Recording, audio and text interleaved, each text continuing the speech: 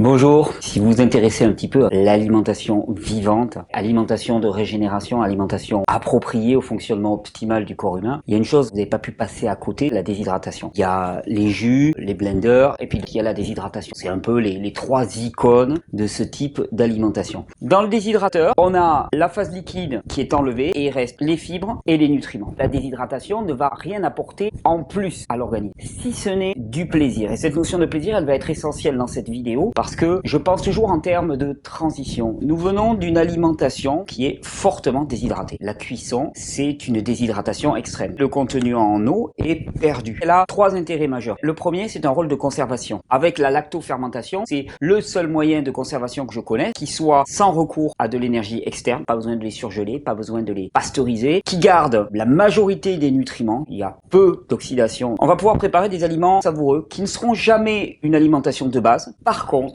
comme petits ajouts, pour les gens qui ne sont pas encore habitués, cette valorisation va être extrêmement bienvenue. Et le troisième, transformation, réaliser des recettes. C'est que chacun puisse se situer là où il en est et faire mieux. Et va permettre de retrouver certaines saveurs particulières. Il y a tout ce qu'on appelle les déshydrateurs d'appartement. Je vous déconseille les déshydrateurs qui soufflent par le bas. Les premières sont très soufflées. Dès qu'on dépasse les 2 ou 3 premières, il n'y a plus d'air. Et en haut, ça moisit, ça ne sèche pas assez vite. Certes, ils sont peu chers. Par contre, le résultat est relativement médiocre. Le mieux, c'est d'avoir un déshydrateur dans lequel le soufflage est tangentiel, par l'arrière souvent. Il y a deux modèles qui font ça. Il y a l'ancêtre qu'on appelle l'Excalibur et puis il y a le nouveau modèle qu'on appelle le Sedona. J'ai les deux. Je recommande fortement le Sedona maintenant parce qu'à prix égal, il est quand même sacrément plus évolué. Je vous ferai une petite démonstration tout à l'heure. Sa présentation est beaucoup plus agréable. C'est encastrable. On rentre les clés, on referme, on programme. Il y a des lampes à l'intérieur pour voir un petit peu le contenu. Mais surtout, il est programmable. Et ça change tout au niveau de la déshydratation. On règle 1 heure et puis après on règle 10 heures de séchage. Avec l'Excalibur, c'était pas possible. Il y avait une petite molette et il fallait penser à le changer. À prix égal, je préfère nettement ce modèle.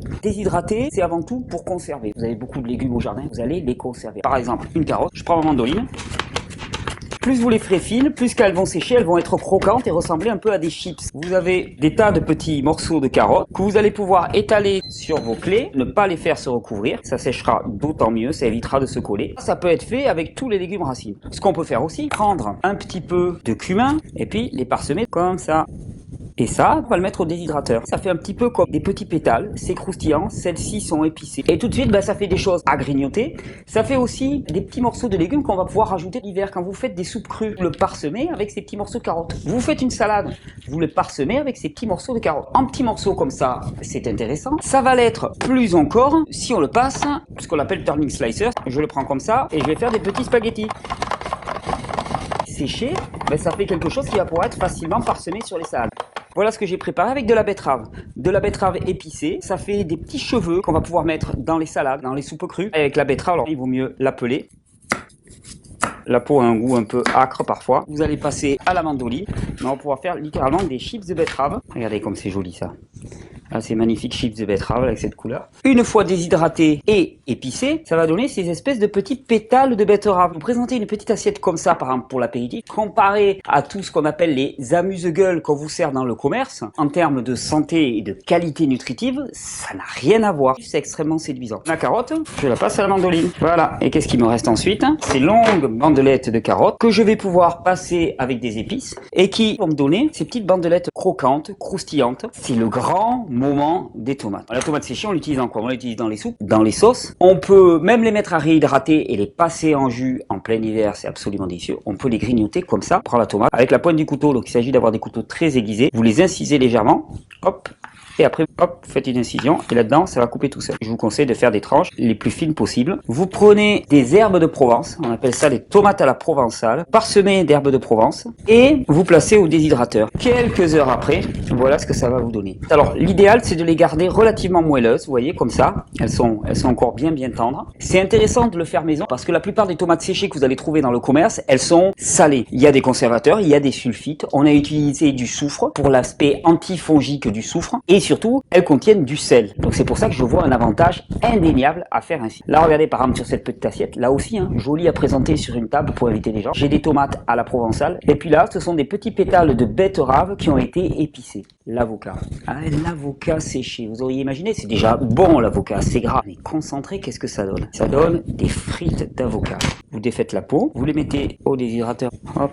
vous pourriez les épicer. Du cumin, ça va très très bien avec l'avocat. Vous les mettez à déshydrater. Quelques heures après, ça va nous donner des véritables petites frites d'avocat. Il y en a un autre qui est vraiment incontournable, la patate douce. La patate douce est extrêmement sucrée et elle est très digeste crue. Le fait qu'elle soit sucrée dénote le fait qu'elle contient des sucres simples et non pas des sucres complexes. Elle est beaucoup plus sucrée que la pomme de terre. La pomme de terre contient énormément d'amidon et de sucres complexes qui sont difficiles à digérer. Déshydrater, ça va nous faire les fameux chips de patate douce. On prend la mandoline, on la règle au plus fin possible.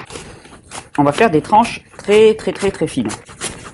Hop, voilà pour la démonstration. Elles font moins d'1 mm d'épaisseur. On peut les épicer ou pas. On les met à déshydrater et on va obtenir ces petits chips de patates douces qui sont extrêmement craquants, très sucrés. Si on les épice au curry, piment d'Espelette, une petite assiette assez sympa à déguster. Voilà aussi un grand classique, l'oignon déshydraté. Prenez un oignon, vous le passez à la mandoline, ça va vous faire des petites lamelles. C'est extrêmement intéressant. J'ai poussé la chose un peu plus loin. Si on prend ces différents ingrédients, on les déshydrate en mettant un petit peu d'huile d'olive. Je les ai mélangés dans un bol et j'ai mis 1 ou 2 cuillères à soupe d'huile d'olive. C'est pas frit, c'est juste un petit peu d'huile d'olive qui va être mis dessus. Et alors là, l'aspect croquant va être assuré d'une manière extraordinaire. Avec un peu de curry, tout de suite, regardez ça, on dirait une assiette de chips. Sauf que ce sont des chips crus qui n'ont pas tous les inconvénients des fritures à haute température, les acrylamines qui sentent bon le cancer et tout ce que vous pouvez imaginer. Voilà une alternative excellente. Mieux vaut le faire comme ça cru avec un peu d'huile d'olive et un peu de sel que d'aller acheter des chips qui là par contre sont de qualité absolument déplorable. Même en bio, c'est de la friture à très haute température. Là, c'est des chips à très basse température. Alternative assez extraordinaire. Bon, le poivron, lui aussi va s'y prêter très bien.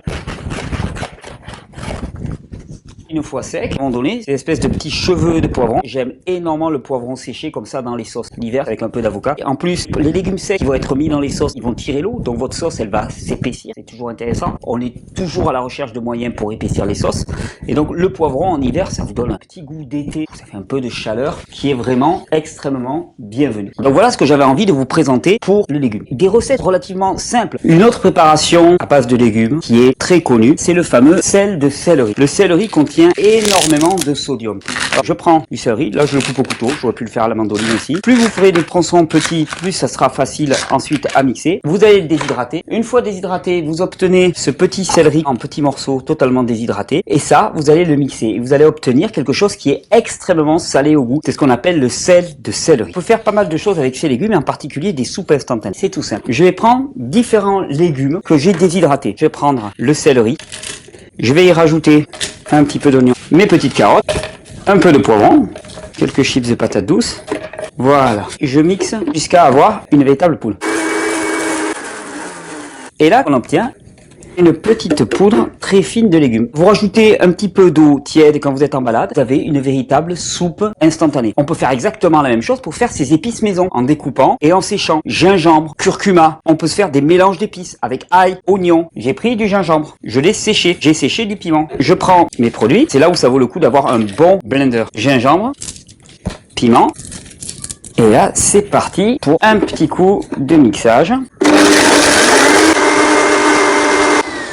Au lieu de l'acheter très cher dans des magasins bio, du gingembre piment en poudre ou cayenne qui pousse vraiment bien. Les épices en magasin bio, c'est très bien, mais c'est extrêmement cher par rapport à la quantité de produits. Et surtout, vous ne maîtrisez pas la température de déshydratation, les additifs qui ont été ajoutés. En faisant ça, vous vous réappropriez tout cela. Et après les légumes, nous voilà aux fruits. La banane, pour bien la couper en deux, je vous conseille de la couper avec la peau. C'est là où vous allez ne pas avoir la banane qui se défait, surtout qu'elle est très mûre. Et une fois qu'elle est coupée, il vaut mieux la défaire sur un support-plan si vous voulez la garder intégrale. Je vous ai fait des petites préparations pour vous montrer l'inspiration que l'on peut avoir. On a de la banane avec de la cannelle.